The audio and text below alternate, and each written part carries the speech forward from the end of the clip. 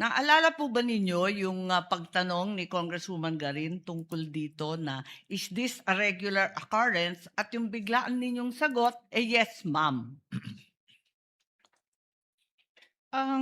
Kung yan po yung sinasabing, normal, the Opo. usual lamang po ang pagwi-withdraw ng malalaking amount sa branch. Yes, ang verbatim po, "And is this a regular occurrence, ma'am? Ito ba ay pangkaraniwan na pangyayari itong 37.5 o iyong malalaking amount na ine-encash?" Ang sagot ni Ms. Camposano sa House Good Government, "Yes, ma'am." May proceed when you're ready, ma'am. You have 2 minutes. Yes, just clarifying po, Ms. Camposano. You mentioned doon sa House Blue Ribbon, tinitignan ko nga yung transcript at kanina nabanggit ninyo na unusual for government agencies including yung DepEd na mag-withdraw ng malalaking halagang katulad nito. Pero doon sa Blue Ribbon, sinabi po ninyo na not only private clients but government clients go to your branch. So pinaliwanag po ninyo, tama po? Tapos, nag-testify rin kayo nung tinanong kayo ni Congresswoman Garin, "Is this a regular occurrence?" Ang sabi po ninyo, "Yes, ma'am." So, ibig sabihin, hindi siya unusual, regular occurrence. Alin po ba? Kasi later on, sinabi din ninyo, nabasa ko lang sa transcript, "Not DepEd only, but with all of our clients." Anong tinutukoy po ninyo doon? Kasi nakakalito kung unusual ba ito o regular, katulad na nabanggit ninyo sa House.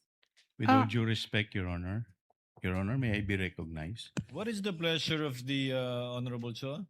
Your Honor, we would just like to request for the TSN so that our witness will be confronted with the TSN that is being mentioned by the Honorable Amy Marcos. If she remembers, by the way, Senator Judge Marcos, it's the it's the House Good Government Committee, Yes, it's not the Blue Ribbon Committee. This is the Good Government Committee of the House. I believe it was in November of 2024, similar to what was mentioned earlier with Ms. Constantino. In her case, I had the hard copy, page 122. On November 26 of 2024. I only have the soft copy of this one. I'm happy to show it. But yun nga, palagay ko November din to magkakasabay yung land bank nun eh. If the witness knows and recalls, she may answer. Naalala po ba ninyo yung pagtanong ni Congresswoman Garin tungkol dito na, "Is this a regular occurrence?" At yung biglaan ninyong sagot, "Yes, ma'am." Kung yan po yung sinasabing, normal, the Opo. usual lamang po ang pagwi-withdraw ng malalaking amount sa branch. Yes, ang verbatim po, "And is this a regular occurrence, ma'am? Ito ba ay pangkaraniwan na pangyayari itong 37.5 o iyong malalaking amount na ine-encash?" Ang sagot ni Ms. Camposano sa House Good Government, "Yes, ma'am." So, ang sabi ni Representative Garin, so pangkaraniwan pala ito.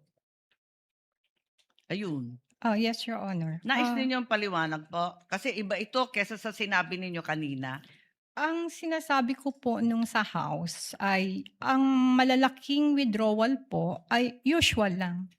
Hindi siya unusual sa branch. May both private and government, nagwi-withdraw po siya. May mga malaki pong withdrawals.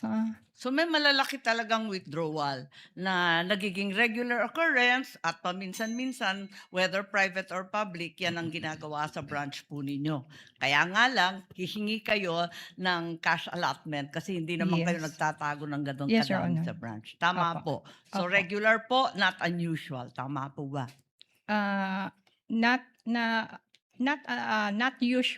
unusual siya sa Department of Education dahil during my time, yun lang po yung malaking withdrawal ni Department of Education. Yes, okay. Pero nangyayari po. Maraming salamat, yun lang po. Thank you, Senator Judge Marcos. Senator Judge Villanueva is recognized. You may proceed, sir. When you're ready, you have 2 minutes. Thank you, Mr. President. Madam Witness, how long have you been the Land Bank DepEd branch manager?